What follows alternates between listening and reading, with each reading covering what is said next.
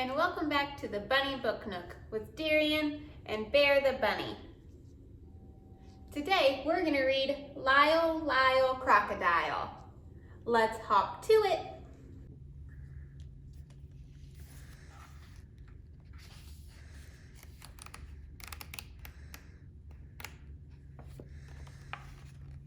This is the house on East 88th Street. Mr. and Mrs. Prim and their son Joshua live in the house on East 88th Street. So does Lyle. Listen. Swish, swash, splash, swoosh. That's Lyle. Lyle the Crocodile. Lyle was very happy living with the Prim family. He was especially happy when he was being useful, like helping Joshua brush up on schoolwork. But if Lyle was happy, he was making someone else unhappy, perfectly miserable in fact. That someone else was Loretta, Mr. Grumps' cat. Mr. Grumps lived just 2 houses away from the Prims. Whenever his cat caught even the slightest glimpse of Lyle, she would fling herself into a nervous fit. Lyle wanted desperately to win Loretta over. He tried flashing his sweetest, most toothsome smile at her to show how really friendly he was. But this only frightened the distrustful animal even more. In the end, Mr. Grumps, who was even more excitable than his cat, would burst from the house shaking an angry fist at Lyle. "Something will have to be done about that crocodile," he shouted, as Lyle fled to the safety of his own house. To take his mind off his troubles with Loretta and Mr. Grumps, Lyle filled his days playing with Joshua and his friends. He loved being it. He could skip double dutch 100 times without missing. It came as no particular surprise that Lyle could high jump. But Loretta, who was just let out for an airing, was surprised. She was terribly surprised. Loretta was so surprised and so shaken, she fled to the nearest tree, and no amount of coaxing would bring her down. Not until Mr. Grumps arrived to rescue and comfort her would she consider coming down. "Something will have to be done about that crocodile," stormed Mr. Grumps. Now Mr. Grumps was really furious. Now he knew he would be snappy, irritable, and impossible to live with when he returned to his job in a big department store the following day. For the next several days, Mrs. Prim thought it best to keep Lyle close at her side. Together, they fussed about the kitchen, preparing good things for the family to eat. When the weather permitted, they took lunch to the park.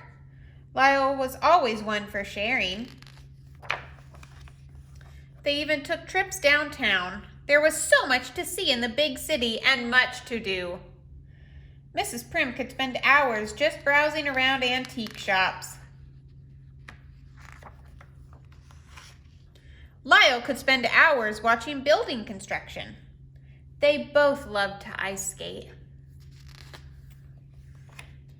One day, Mrs. Prim and Lyle went shopping in a big department store.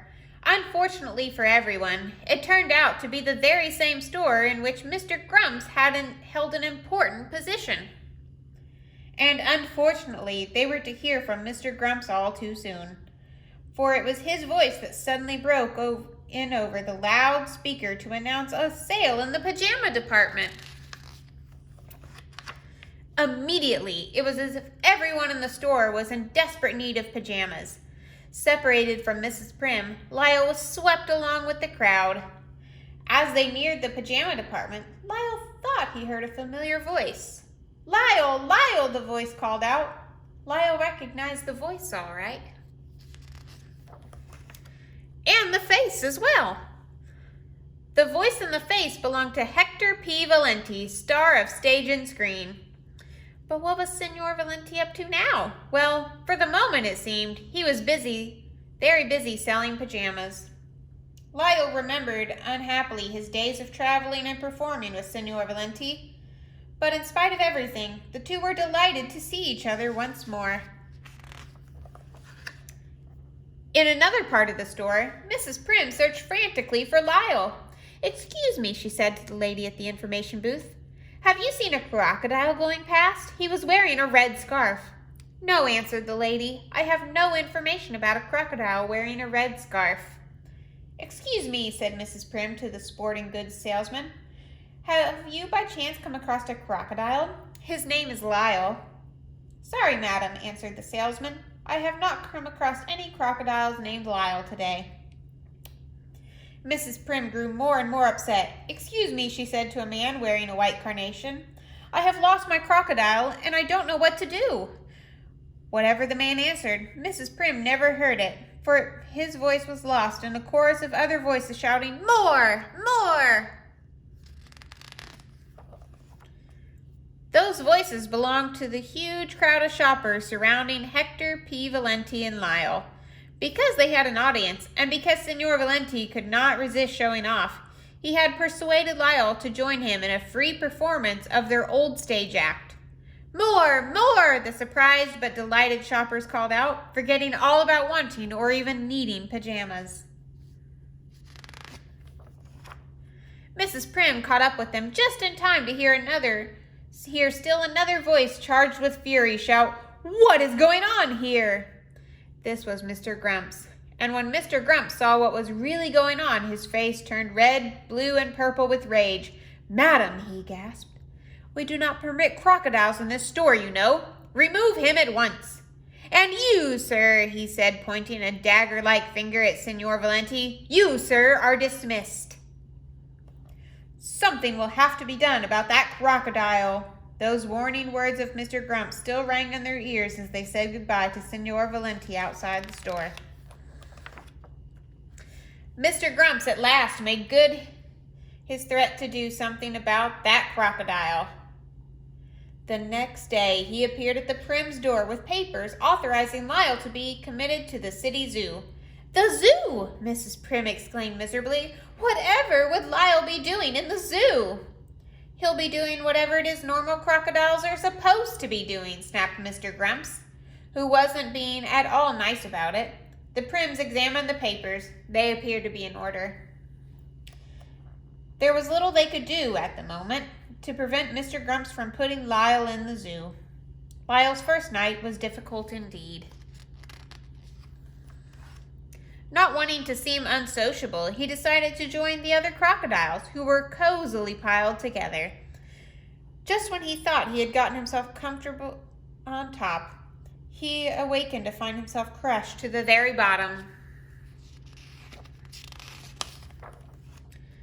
Lyle's restlessness so annoyed the other crocodiles, they all just got up and stomped off in a huff.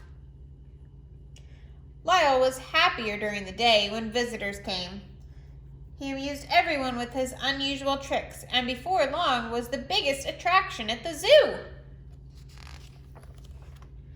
Joshua and Mrs. Prim visited regularly, arms laden with games, toys, and the Turkish caviar Lyle so loved. Mrs. Prim did her best to smile and appear cheerful, but just couldn't hide her concern. "Are you feeling all right, dear?" she would ask. "Are you getting enough rest? Are you making friends with the other crocodiles? Do the lions keep you awake at night? Is the floor too damp? Do the flies pester you?" Lyle shook his head yes or no, depending on the question. He tried putting on a brave front, but Mrs. Prim knew very well he was unhappy and fought back her tears. One night, a new zookeeper appeared at Lyle's cage. "Surprise! Surprise!" The new keeper turned out to be none other than Hector P. Valenti, star of stage and screen. "Shh," whispered Signor Valenti. "I have come to rescue you." Signor Valenti unlocked the door of the cage, and an astonished Lyle was set free. "You can't go home again," said Signor Valenti, when they had put the zoo behind them. Signor Valenti was bursting with ideas. "We'll put our old act together again," he said. "We'll fly to Australia. They'll love us in Australia." Lyle groaned. The very thought of never seeing the house on East 88th Street again was grim indeed, and too much for him to endure. Signor Valenti read his thoughts and decided Lyle should have one last look at the house on East 88th Street.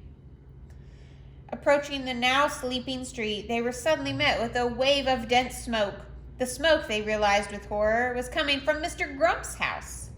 While Senor Valenti ran to signal the alarm, Lyle broke into the house and rescued the still sleeping occupants. A gasping, frightened Mr. Grumps and his cat were led to the safety of the street. Now the Prims and the entire neighborhood were awake and witness to Lyle's heroism. Mr. Grumps couldn't thank him enough. "Ladies and gentlemen," said Mr. Grumps to the crowd of onlookers, "Lyle is the bravest, kindest, most wonderful crocodile in the whole wide world. I would consider it a privilege and a pleasure to have him as our neighbor once more." "Hooray!" shouted the Prims. "Hooray!" shouted the crowd. Lyle moved back to the house on East 88th Street that very night. Several days later, a farewell party was given by the Prims for Senor Valenti, who was leaving to seek fortune and adventure in Australia. "Remember," said Mr. Grumps, speaking to Senor Valenti, "should you change your mind about leaving, a job in my store will always be yours, just for the asking. We need more people with your kind of talent and ability." Everyone smiled happily. Even Loretta.